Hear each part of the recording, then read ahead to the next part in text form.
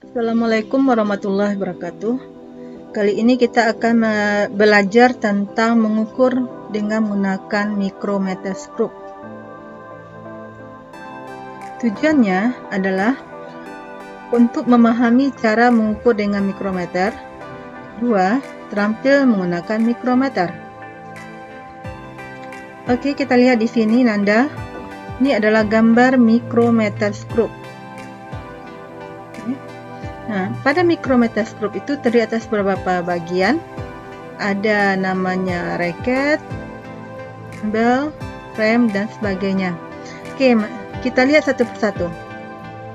Frame atau bingkai yang berbentuk huruf C itu terbuat dari bahan logam yang gunanya adalah sebagai peredam panas. Nah, jadi kalau kita lihat tadi, ini yang frame tadi.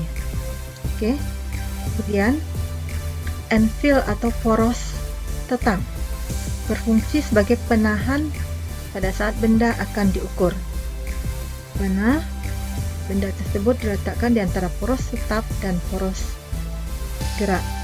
Ini namanya anvil. Jadi benda itu diletakkan di tengah-tengah ini. Ini sebagai penahan anvil ini ya. Kemudian berikutnya adalah spindle atau poros penggerak, yaitu silinder yang bergerak menuju anvil, di mana berfungsi sebagai pengukur benda yang diuji. Jadi ini yang bergerak ini adalah porosnya spindle. Ini anvil tadi yang menahan tadi, ini yang spindle tadi. Oke, yang keempat itu adalah pengunci atau lock, berfungsi untuk menahan spindle atau poros gerak agar tidak bergerak saat proses pengukuran. Jadi yang pengunci itu letaknya di sini. Jadi kalau kita sudah letakkan benda di antara anvil dan spindle, maka kita lock, kita geser ini ke sini. Berikutnya adalah sleeve. Sleeve ada tempat terletaknya skala utama yang memiliki skala dalam milimeter. Nah, kalau kita lihat tadi, nah ini adalah sleeve. Di sini adalah tempat letak dari skala utama di sleeve ini. Oke, berikutnya Nanda, kita lihat ini adalah thimble. Thimble ini adalah tempat terletaknya skala nonius. Jadi thimble itu tempat terletaknya skala nonius. Yang terakhir adalah racket knob, berfungsi sebagai pemutar selai atau poros bergerak pada ujung spindle. Ya, jadi ini racket kita, ini kita putar ini. Ya, ini tempat kita putar.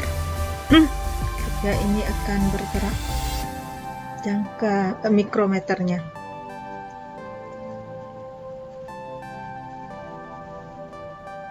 Oke, kita lanjut dengan cara membaca pengukuran dengan mikrometer. Ini cara pengukurannya, ialah bentuk mikrometer. Nah, mari kita lihat bagaimana cara membacanya. Ini adalah bentuk dari virtual mikrometer. Jadi ini bisa kita atur-atur. Oke, kita atur sini. Kita ini bisa atur untuk mundur, ya, bisa kita atur.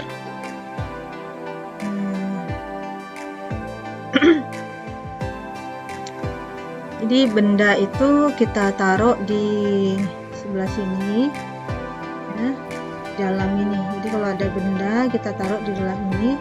Lalu ini tadi adalah sleeve-nya tadi, ini adalah thimble-nya tadi, ini adalah racket-nya tadi kan. Nah, kita atur ini. Kita atur cepatnya. Kita atur.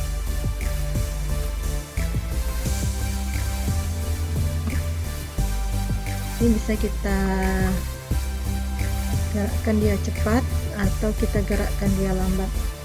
Baiklah Nanda, kita coba cara membacanya. Kita lihat di sini. Anggaplah ini tadi adalah hasil pembacaan dari mikrometer. Nah, di sini adalah letak dari slide tadi, di mana skala nonius tadi terdapat. Ini adalah simbolnya. Nah, kita lihat di sini.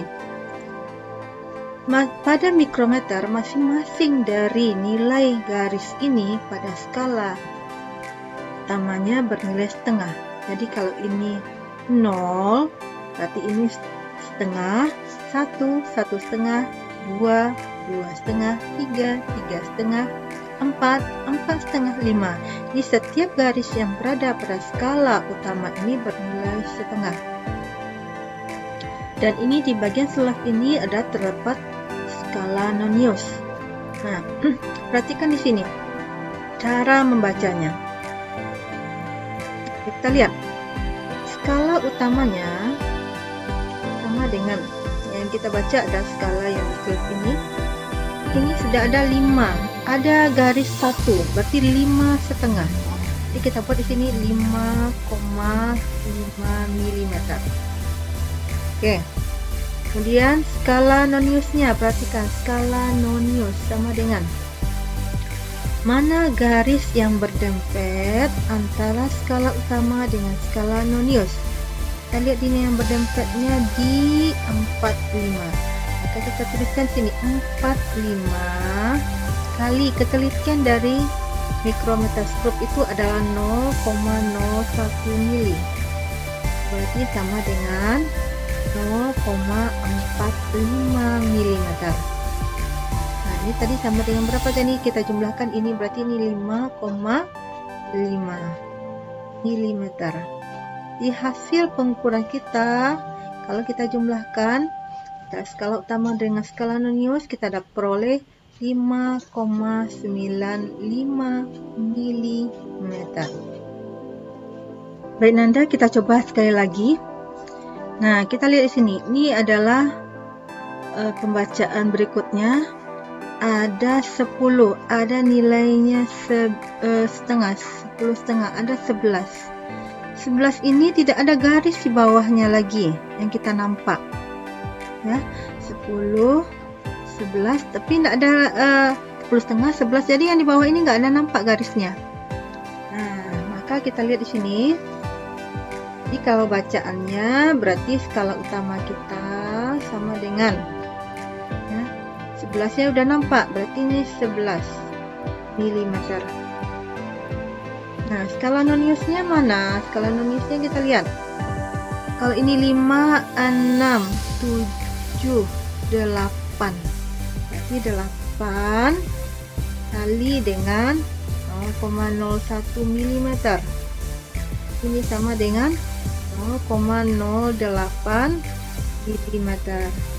Tadi sama dengan 11 mm. Berarti kalau kita jumlahkan, nah kita jumlahkan dia menjadi 11,08. Karena kita tidak temukan garis di bawahnya di antara 11 mm ini satuannya.